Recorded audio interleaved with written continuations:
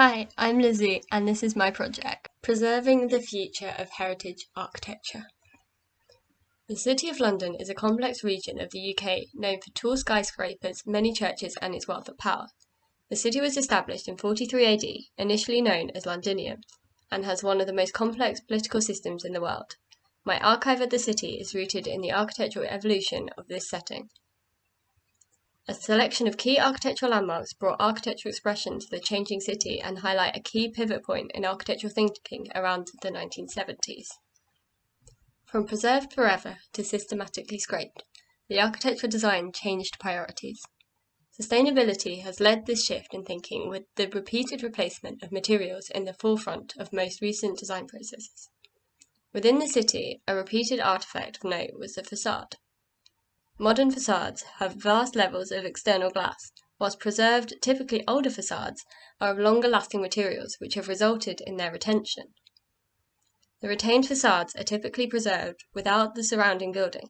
A new building is forged behind, and the facade's role loses its clarity. Retained facades are frequently seen within the city and create implicit physical buffers separating the private and public perception of the city's architecture. The juxtaposition between many of the city's building facades and internal uses of buildings highlights a disconnect from the public perception at a street level against the everyday. With over 600 buildings listed within the city, successful past planning proposals, and the changes of building use in the city mean many of the city's listed buildings have retained only their facade, giving the impression of protecting the city's history without actually protecting the space within. So, how is facadism applied within the city to control public perception? There is a range of reasons for and against facade retention. In a positive sense, it conserves, redevelops, maintains, redefines, restores, and protects the existing site's character. However, from a negative perspective, it can be obtrusive in its construction, dismiss what is there, is used to distract from the new, and is on occasion devalued by short-term financial goals. By zooming into one of the City of London's oldest streets, Lombard Street, a smaller sample of buildings enabled a focused investigation into the role of the facade. Lombard Street's social and architectural history was located, and a vision was set out as to how this history would be brought forward into the future heritage of Lombard Street. This took three aims: future context, future forms, and future roles. Lombard Street's past has highlighted the decline of the facade's architectural role, a challenge that the proposal aims to combat. The streets have become stages of the city. The facades act as film sets for the public. Where once was a series of buildings designed for their intended purpose, there are now office blocks hidden by facades paper thin. To focus in the setting of the project, the architectural investigation takes a much smaller sample. Now focused on a select 4 further key buildings, each one chosen for their significance in age, listed status, materiality, and historical role. The 4 buildings were exploded into individual components, their construction tested and remoulded into postmodern designs, and their transformations recorded. It can be highlighted that the newest building, 30 Lombard Street, had the most insignificant visual change when reconstructed. However, it was at this point that 67 Lombard Street was selected to be revised as the new proposal. This decision came from the twice-retained facade and the neo-Georgian design that largely embodied the film set identity which had earlier been identified. Lombard Street has been famed in the past for its signs. As a street historically of family businesses, and as technology has moved forward, so too have the methods of advertising. This character of the street that once was there has been lost. What once built the connection between inside and outside has been left replaced by unknown activity.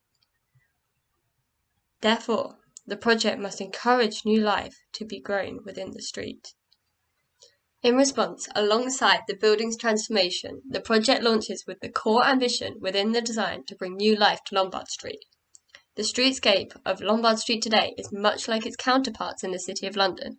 Corporate organisations are hidden away behind elaborate facades in open-plan office blocks, whilst passers-by, largely commuters, use the street as an access way between destinations. The collaboration of future and historic requires the collaboration of two clients, one of each expertise. To retain locality, UCL and Historic England have been identified as appropriate clients, sharing client roles across a range of creative and academic fields. The new proposal focuses on the City of London's future heritage and creates spaces to restore, redesign, reimagine and research facades and architectural artefacts, which have the potential to benefit the future preservation across the city and beyond. Architecturally responding to this within the proposal puts significance on the presentation of simple architectural elements to create a building which rejects traditional design conventions. The design process began at the in-between. Realising the pathways from street to building was pivotal in guiding the building's form. A colour-coded system was devised to distinguish the support for the retained, the new, the circulation and the surfaces. The existing facade is supported by a facade retention structure designed with permanent support and integrated into the primary building structure, bringing the facade's original responsibility back. Modules slot into an intricate structure to enable a variety of views to be mapped out between buildings and create variation in levels of public and private. Soft timber materials create warm, inviting work and visitor spaces, contrasting the industrial external pathways which wind between the steel structure.